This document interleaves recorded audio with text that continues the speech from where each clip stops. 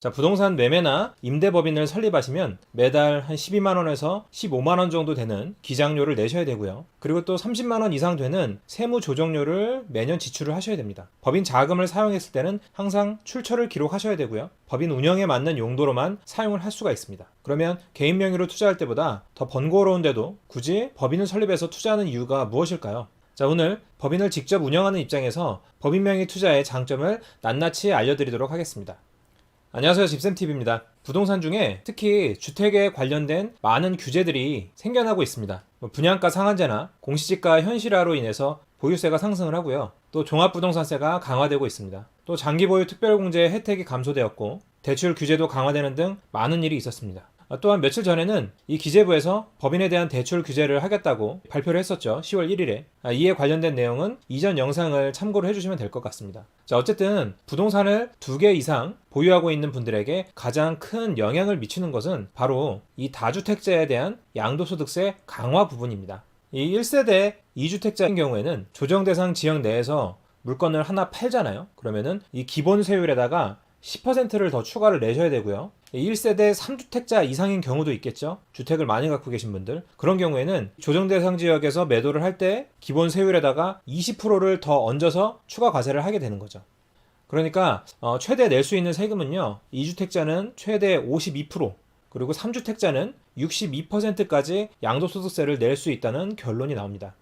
자, 매도 차익이 2억이 났어요. 그러면은 62%까지 세금을 낸다면 1억 2,400만 원까지 양도세를 내야 된다는 거죠. 이 부담이 너무 크죠. 자, 이러한 다주택자에 대한 규제를 피하기 위한 임시 방편으로 부동산 법인을 설립한 이유가 가장 크다고 봅니다. 자, 그렇다면 이렇게 부동산 임대나 매매를 목적으로 한 법인을 설립했을 때 그 장점에 대해서 자세히 알려드리도록 하겠습니다. 자, 첫 번째 장점은 이 법인과 개인이 완전히 분리가 된다는 것입니다. 자, 앞서 말씀드린 것처럼 개인이 주택을 여러 개를 보유하고 있을 때 이 다주택자에 대한 여러 가지 규제를 받게 되는 거죠.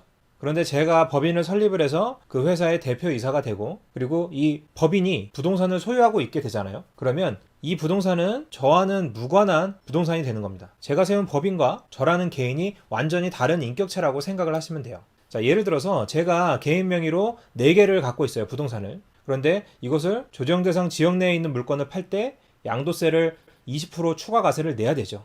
자, 그런데 제 개인 명의로 1개를 갖고 있고 법인이 3개를 갖고 있다면 저는 기본세율을 내거나 혹은 양도세 비과세까지 받을 수 있는 상황이 되는 겁니다. 자, 그러면은 부동산을 3개를 갖고 있잖아요, 이 회사에서. 그럼 이 법인은 양도세를 또 추가 과세를 개인처럼 받아야 되는 거 아닐까? 그러면 뭐 개인이 갖고 있는 거랑 똑같은 게 아닐까? 이런 생각을 하실 수가 있겠죠.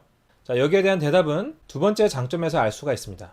법인은 양도소득세를 부담하지 않는다는 것이 두 번째 장점인데 이것이 굉장히 큽니다. 자, 왜냐하면 개인의 경우에는 조정대상 지역 내에 있든 바깥에 있든 간에 산지 1년 이내에 주택을 매도를 하잖아요. 그러니까 예를 들어서 올해 2월 달에 부동산을 샀어요. 그리고 올해 7월 달에 이 부동산을 매도를 하게 되면은 최소 40%의 양도세를 무조건 내야 됩니다. 그리고 만약에 조정대상 지역 내라면 여기에 20%를 더 해서 양도소득세를 내야 되는 거죠. 자, 그런데 이 법인의 경우에는요, 개인에게 적용되는 양도소득세율이 적용되지 않습니다. 법인은 개인이 아니기 때문이에요. 자, 부동산을 팔았을 때 개인은 양도소득세를 내는 거고 법인은 법인세를 내는 겁니다. 자, 그럼 법인세는 어떻게 책정이 될까요? 이 과세 표준이 연 2억 이하일 경우에는 10%를 내고요. 그리고 2억 초과 200억 이하는 20%의 법인세를 부담하면 되는 거예요. 그런데 대부분은 1년에 2억 이상 이렇게 벌기는 쉽지가 않죠. 그래서 2억 이하일 테니까 기본은 10% 법인세를 부담하면 되는구나, 이렇게 생각을 하시면 됩니다.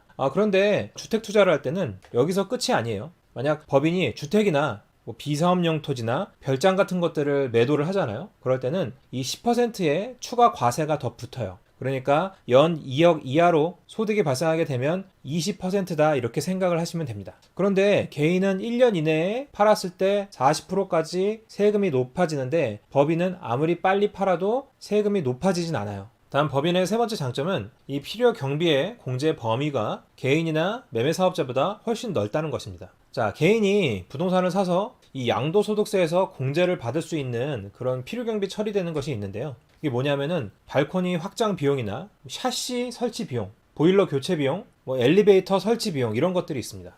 그런데 이에 반해서 뭐 싱크대 구입비나 도배장판 하는 거, 보일러가 고장났는데 수리를 해줬을 때, 뭐 타일 공사비나 대출 이자 이런 것들은 양도소득세에서 필요경비로 공제가 되지 않습니다. 그런데 이 개인이 부동산을 사서 자기가 살 집이 아니고 임대를 놓을 때 그럴 때마다 샤시를 전체 교체하진 않잖아요. 그 비용이 엄청나거든요. 기껏 올수리라고 해봤자 화장실 교체, 싱크대 교체, 도배장판 이런 것들이 대부분인데 막상 이런 건 개인의 입장에서는 필요경비 처리가 안 되는 거죠.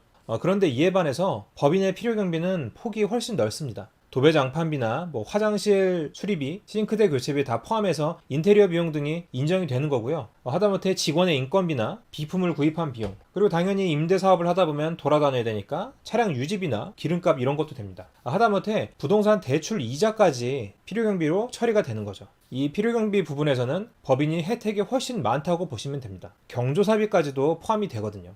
다음 법인의 네 번째 장점은 세금을 더 천천히 낼 수 있다는 겁니다. 자, 개인 같은 경우에 부동산을 팔잖아요. 그러면은 2개월 이내에 예정신고를 해야 돼요. 양도소득세를. 예를 들어서 제가 갖고 있는 부동산을 4월 6일에 팔았다. 그러면 2달 후 말일, 그러니까 6월 말일까지 양도소득세 신고를 하셔야 돼요. 이 예정신고를 제때 안 하시면은 세액의 20%를 무신고 가산세로 내야 되니까 어마무시한 거죠. 그런데 법인은 어떨까요? 법인은 이 사업연도 종료일이 속하는 달의 말일부터 3개월 내에 하도록 되어 있어요. 근데 이 사업연도라는 것이 보통 1월 1일부터 12월 말까지 이 1년을 회계기간으로 하는 법인이 많아요. 그래서 12월 결산 법인이라고 하는데 법인도 똑같이 4월 6일에 매도를 했다면 다음 연도에 3월 말까지 신고를 하시면 되는 거죠. 그래서 개인에 비해서 더 오랜 기간을 자금을 운영할 수 있다는 장점이 있습니다.